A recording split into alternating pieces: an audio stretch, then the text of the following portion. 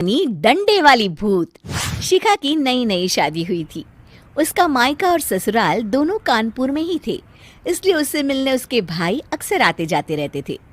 ये बात शिखा की सास मीना को बिल्कुल पसंद नहीं थी। मम्मी जी, आज राहुल भैया आ रहे हैं। कौन, तेरे चाचा का लड़का? जी मम्मी जी। अरे पर वो तो दिल्ली में रहता है ना? हाँ मम्मी जी, उन्हें कल सुबह दिल्ली के लिए निकलना है, तो वो आज मुझसे मिलते हुए कल सुबह यहीं से निकल जाएंगे। हमने तो धर्मशाला खोल रखी है ना। कुछ कहा क्या मम्मी जी? मैंने कहा हाँ हाँ, आने दे तेरे भैया को, जमकर खातिरदारी करेंगे। अब तो कुछ करना ही पड़ेगा, इससे पहले कि मेरा घर धर्मशाला बन जाए। ये कैसी बातें कर रही हो मीना? सच ही तो कह रही हूँ। अभी इसकी शादी को साल भर भी नहीं हुआ और आए दिन इसके घर वाले आ धमकते हैं। अरे तो क्या हुआ, वो इसी शहर में रहते हैं तो हाल चाल लेने आ जाते हैं। इस बार मैं उनका हाल और चाल दोनों ही बिगाड़ दूंगी। अब बहुत हो गया जी। अरे ये कैसी बातें कर रही हो, हे भगवान। बस आप तो देखते जाइए। शाम को राहुल आता है। नमस्ते आंटी, कैसे हैं आप लोग? हम लोग तो ठीक है, तुम कैसे हो बेटा? मैं भी अच्छा ही हूँ आंटी। बस आज रात के बाद नहीं रहोगे। चलिए भैया, मैं आपको हमारा घर दिखाती हूँ। रात में खाने के टेबल पर शिखा, रोहित कहीं दिखाई नहीं दे रहा। जी भैया, वो ऑफिस के काम से बाहर गए हैं, कल शाम तक आएंगे। अच्छा अच्छा। बेटा, क्या तुम भूत प्रेत में मानते हो? नहीं नहीं आंटी जी, पर अचानक आपको ये ख्याल कहाँ से आ गया? पता नहीं क्यों, कभी कभी मुझे लगता है जैसे रात के समय बैठक में कोई घूमता रहता है। ये आप क्या कह रही हैं मम्मी जी?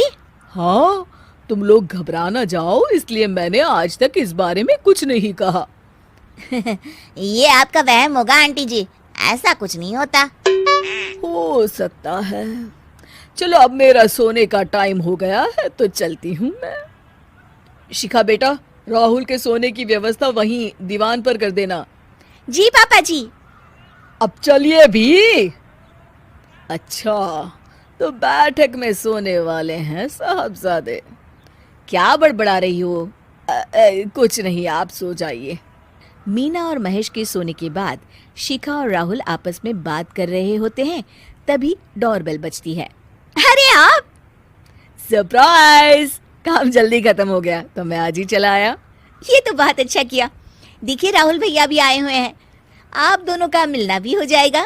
कैसे हो रोहित? मैं तो ठीक हूँ भैया। शिखा, मैं भी आज यहीं सो जाता हूँ, राहुल भैया से बातचीत भी हो जाएगी। अच्छा अच्छा ठीक है।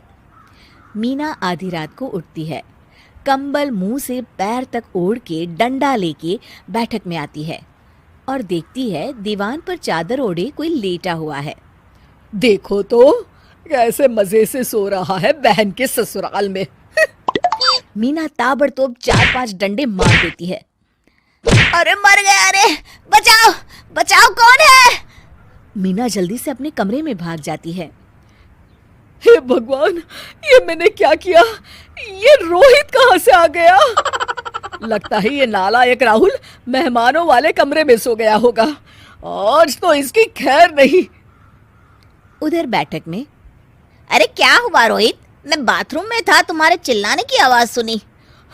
पता है भैया, मैं सो रहा था, अचानक से कोई आकर मुझे डंडे मारने लगा। ये क्या कह रहे हो? लगता है तुम भी आंटी की तरह भूत प्रेत में मानते हो। नहीं नहीं भैया, सच में कोई आया था। मैं तो जा रहा हूँ मेहमानों वाले कमरे में सोने के लिए। इस समय अपने रूम में जाऊंगा तो शिखा की नींद खराब हो जाएगी। ठीक है भाई, जाओ तुम, जहाँ तुम्हारा भूत डंडा लेके ना आ सके। थोड़ी देर बाद मीना कंबल ओढ़ के डंडा लेकर मेहमानों वाले कमरे में पहुंच जाती है। वो बिस्तर पर सोए रोहित को फिर डंडों से मारने लगती है। अरे मर गया, अरे मर गया। तू भूत प्रेत में नहीं मानता ना? ये ले, अब डंडे खा। हैं? ये तो माँ की आवाज है। रोहित कंबल खींच देता है। बेटा तू, अरे ये क्या कर रही हो माँ? मार मार के मेरा भरता बना दिया आपने। माफ कर दे मेरे लाल, मैंने तो तुझे ही मार मार के लाल कर दिया। मैं तो उस राहुल के बच्चे को सबक सिखाना चाहती थी। राहुल भैया को? हाँ बेटा, मुझे लगा अगर उसे डंडे मारूंगी तो शिखा के मायके वाले यहाँ आना छोड़ देंगे। हे भगवान, माँ ये घर शिखा का भी है, उसके घर वाले जब चाहे आ सकते हैं। हाँ बेटा, आज मुझे भगवान का इशारा समझ में आ गया। मैं कितना गलत करने चली थी और अपने ही बेटे को चोट पहुंचा दी। अब चुपचाप जाके सो जाओ माँ, और किसी को कुछ बताने की जरूरत भी नहीं है। शिक्षा दूसरों का बुरा चाहने वालों के साथ भी बुरा ही होता है।